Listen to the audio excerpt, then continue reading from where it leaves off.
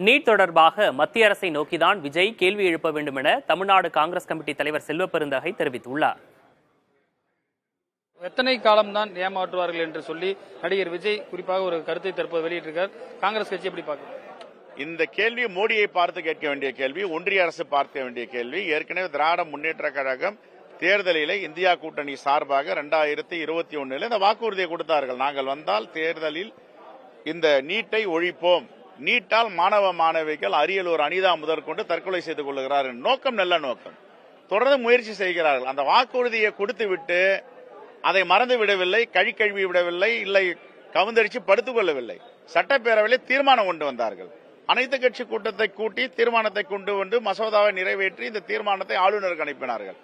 ஆளுநர் அதை குடியரசுத் தலைவருக்கு அனுப்பவில்லை, வைத்துக் கொண்டு திருப்பி அனுப்புகிறார். மீண்டும் ஒரு தீர்மானத்தை போட்டு அனுப்பினோம். ஆனால் இது கிடப்பில் வைத்து இருப்பவர்கள், ஏமாற்றுபவர்கள் ஒன்றிய அரசும் மோடி அரசும். நண்பர் விஜய் அவர்கள் இந்த கேள்வியை இங்கே கேட்காமல் அங்கே கேட்க வேண்டும். மோடி அவர்களை எத்தனை காலம்தான் ஏமாற்றுவாய்?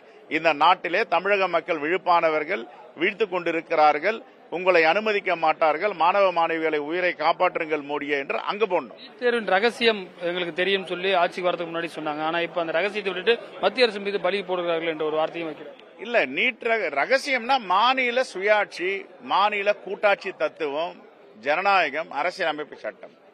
ஒரு சட்டப்பேரவையில பெரும்பான்மை மக்களால் தேர்ந்தெடுக்கப்பட்ட ஆட்சியாளரும் மினிஸ்ட்ரி ஆஃப் கவுன்சிலும் ஒரு தீர்மானத்தை போட்டு ஒன்றிய அரசுக்கு அனுப்புகிறார்கள் என்றால் அது 200 செக்ஷன் ஆகட்டும், 201 சட்டப்பிரிவாகட்டும், அவர்கள் உடனே நிறைவேற்ற வேண்டும்.